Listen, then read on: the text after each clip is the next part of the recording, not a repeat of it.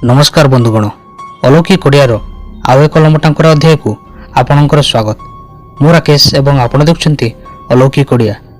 आजिर कहानी आरंभ करिया पूर्व आपण को विशेष अनुरोध, यदि ए जाए आपण आम चैनल को सब्सक्राइब करि नाहंती तेबे एबे ही आम चैनल को सब्सक्राइब करी घंटी चिन्ह को ऑल करि देंतु। सर्वप्रथम एही भली भूतगप और रहस्यमय वीडियो देखिया पई। तो आउ डेरी न करी चलंतु आरंभ करिबा आजिर कहानी। तो आजिर ही कहानी आम सह शेयर करछंती निहार परिडा। तो सर्वप्रथम निहार भाई को यही कहानी आम सह शेयर करिया पई धन्यवाद। तांको कहिबा अनुसार मु निहार से दिन थाए 2017 मसीहा नवेम्बर 22 तारिख। मु सेतेबेल को भोपाल एक कॉल सेंटर रे चाकरी करथाए। दिने किछि काम पई मते मो मौसांको घर को जिबार थिला। तो मु सेदिन शिफ्ट सारी मौसांको घर को बाहरिली। मु ट्रेन रे बसी भोपाल एक स्टेशन रे ओह्लाइली। सेतेबेल को राति 1:30 होई गलानी। सेतेबेल को मो पाखरे दुईटी विकल्प थिला। मते सेठारु राति 3टा पूर्वरु बस धरी मौसांको घरे पहुंची जिवा, नचेत रातिटा सेठारे स्टेशन रे काटी दबा। काहेकि ना मु मौसांको घर को प्रथम थर पई जाउतिली। आ मते रास्ता विषय रे मध्य भल भावे जणा नथिला, जहा फल मु स्टेशन रे रातिटा केमिति काटिदेवी बोली मु चिंता कली। एणु मु एपटे सेपटे बुली स्टेशन को भल भावे देखिली। किंतु किछि समय परे बसिबा पई मते जगाटे मिलिला, जेउठारे आहुरी 4-5 जण लोक मध्य बसिथिले। तेणु मु भी तांकर पाखरे जाई बसी पड़िले। किंतु स्टेशन रे थिबा मशागुड़ी को मते सेठारे बसई देलेनी। मोर गोड़ हाथ चारिआडे कामुड़िया को लगिले। तेणु मु भी विचलित होई सेठारु उठी पड़िली। पुणी थरे स्टेशन रे एपट सेपट घूरी बुलिली। एमिति बुलु बुलु हठात मो नजर पड़ जाए जड़े बुढ़ा लोक उपरे। आउ से सेठारे निया जालु थांती। तेणु मु भाबिली जाउची तांको पाखरे बसी पड़िबी। निया जळुथिबा जोगु कम से कम मशा मानक ठारू तो रक्षा पाई परिबी। तेणु मु जाई तांको पाखरे पहुंची गली। मु जाई तांको पाखरे पहुंचली तो देखे कि से चा बनाउछंती। तेणु मु भी टिके हसी दे तांको पाखरे जाई बसी गली। प्रथमे किछि समय से मो मुह को देखु थांती और मु भी तांको मुह को देखु थाए। एमिति किछि समय देखा चा हेबा परे से मते पचारंती कि कोन चा पीबो कि। मु प्रथमे भावुतिली मना कर देबी बोली, किंतु तांको चार एमिति बास्ना मते तांको ठारू चाटिए पीवा पई बाध्य कराई देला। आउ मु चा पीवा समय रे मते मो मौसांको फोन आसिला।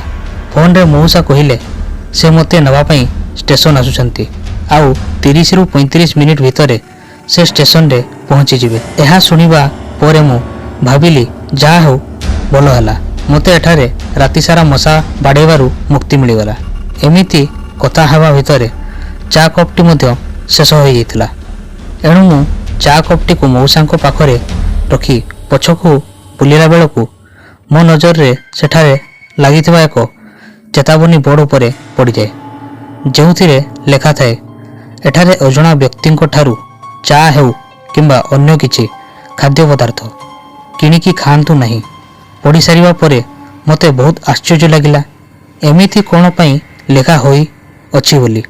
किंतु केजाणी काहीकि एमिति कोन हैला कि हठात मो मुंड भारी हेबा पई लागिला। आउ आपे आपे आखि लागिगला और से पई मु सेठारे किछि समय अचेत होई पड़ीगली। आउ तापरे किछि समय परे जेतेबेले मो आखि खोलिला मु देखे कि चारिआडे सुनसान आउ केही कुआडे नाहंती। एमिति कि किछि समय पूर्वरु मते चा पियाइथिबा सेही बुढ़ा लोकटी मध्य सेठारु गायब थिला। तेणु मते टिके डर डर लागिला। आउ एबे भी सेमिति सेठारे सुनसान थाए कि हठात केही जणे मते मो ना धरी पछपटु डाकिला। तेणु मु पछकु बुली देखिला बेलकु मो मौसा सेठारे छिड़ा होइछंती। से समय रे तांकु सेठारे देखिबा परे सतरे मु बहुत आनंदित होई गली। एमितिरे भी डर लागुଥାଏ। तेणु मु संगे संगे मो जिनिष पत्र धरी तांको सांगरे बाहरी पड़ी चलिबाकू लागिली।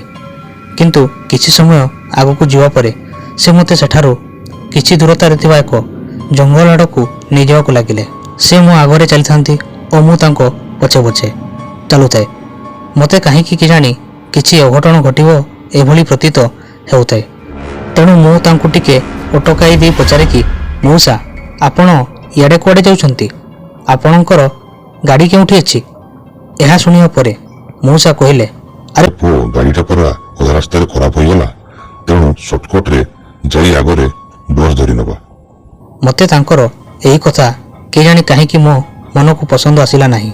କାରଣ ତାଙ୍କ ଆବାଜ ବି ସେତେବେଳକୁ ଚେଞ୍ଜ ହୋଇଯାଇଥାଏ। ମୋତେ ଲାଗୁଥାଏ କିଛି ନା କିଛି ଗଡ଼ବଡ଼ ତ ନିଶ୍ଚିତ ଅଛି। ଏହି କଥା ଶୁଣିବା ପରେ ମୁଁ ଚୁପଚାପ ସେଇଠୁ ପୁଣି ଥରେ ମୁଁ ପଛକୁ ମୋ ପାଦ ପକାଇ ମୁଁ ଷ୍ଟେସନ ଆଡ଼କୁ ଚାଲିବାକୁ ଲାଗିଲି କି ହଠାତ୍ ମୋ ମଉସାଙ୍କ ପରି ଦେଖାଯାଉଥିବା ସେ ବ୍ୟକ୍ତି ଜଣକ ମୋ କାନ୍ଧ ଉପରେ ହାତ ପକାଇ ଦେଇ କହିଲେ, କୁଆଡ଼େ ଯାଉଛ? ତେଣୁ ମୁଁ ଯେତେବେଳକୁ ପଛକୁ ବୁଲି ଦେଖେ ତ ସେହି ବ୍ୟକ୍ତି ଜଣକ ଯେଉଁଠି ସେଇଠି ଛିଡ଼ା ହୋଇଛନ୍ତି, କିନ୍ତୁ ତାଙ୍କ ହାତ ଏତେ ଲମ୍ବା ହୋଇ ଯାଇଥିଲା ଯେ ସେ ସେହିଠାରୁ ହାତ ବଢ଼େଇ ମୋ କାନ୍ଧ ଉପରେ ହାତ ରଖିଥିଲେ। ଏହା ଦେଖିବା ପରେ ଡରରେ ମୋ ହାତ ଗୋଡ଼ ଥରିବାକୁ ଲାଗିଲା ଆଉ ଦେହରୁ ପ୍ରବଳ ଝାଳ ବାହାରିବାରେ ଲାଗିଲା। ସେତେବେଳକୁ ମୋ ମୁଣ୍ଡରୁ ବୁଦ୍ଧି ବି ହଜିଗଲା। କେମିତି କ'ଣ କରି ଏଇଠାରୁ ବଞ୍ଚିବି? କି ହଠାତ୍ ସେ ବ୍ୟକ୍ତି ଜଣକ ହେଉ କି ସେ ଭୂତଟି ହେଉ କି ହଠାତ୍ ସେ ତା ଆଡ଼କୁ ମୋତେ ଟାଣିବାକୁ ଲାଗିଲା। ଆଉ ଠିକ୍ ସେହି ସମୟରେ କିଏ ଜାଣି କୁଆଡ଼ୁ ଗୋଟେ ଧଳା ରଙ୍ଗର କାର୍ ଆସି ସେ ଭୂତଟିକୁ ଜୋରରେ ଧକ୍କା ଦେଲା, ଯାହାଫଳରେ ସେ ଭୂତଟି ମୋ ଠାରୁ କିଛି ବାଟ ଘୁଞ୍ଚିଗଲା।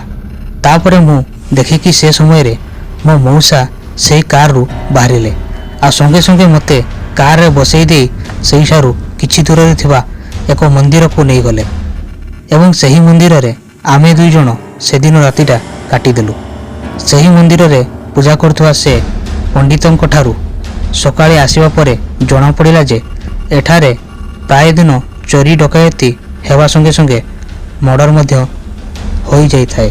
ତେଣୁ ଅଚାନକ ମର୍ଡର ହୋଇଯାଇଥିବା ଲୋକମାନଙ୍କର ଅତୃପ୍ତ ଆତ୍ମାଗୁଡ଼ିକ ରାଗିଯାଇ ବେଶ ବଦଳାଇ ଅନ୍ୟ ଲୋକମାନଙ୍କୁ ସେଠାରେ ମାରିବା ପାଇଁ ଚେଷ୍ଟା କରିଥାନ୍ତି ଏବଂ ସେଦିନ ମୋ ସହିତ ଠିକ୍ ସେଇଭଳି ହୋଇଥିଲା। ତ ବନ୍ଧୁମାନେ, ଇଏ ତ ଥିଲା ନିହାର ଭାଇଙ୍କ କାହାଣୀ। ତ ଆଜିର ଭିଡ଼ିଓ ଆପଣଙ୍କୁ କେମିତି ଲାଗିଲା ଆମକୁ ନିଶ୍ଚୟ କମେଣ୍ଟରେ ଜଣାନ୍ତୁ। ଭିଡ଼ିଓକୁ ଲାଇକ୍ ଏବଂ ସେୟାର କରିଦିଅନ୍ତୁ। ଆଉ ଯଦି ଆପଣଙ୍କଠାରେ କୌଣସି କାହାଣୀ ଅଛି ଆମକୁ ପଠାନ୍ତୁ। ତ ଆଜି ତ ସମୟ ହୋଇଯାଇଛି, ପୁଣି ଦେଖା ହେବ ଆଉ ଏକ ଲମ୍ବଟାଙ୍କୁରା କାହାଣୀ ସହ। ସେ ଯାଇ ବିଦାୟ ଦିଅନ୍ତୁ। ଧନ୍ୟବାଦ। ଜୟ ଜଗନ୍ନାଥ।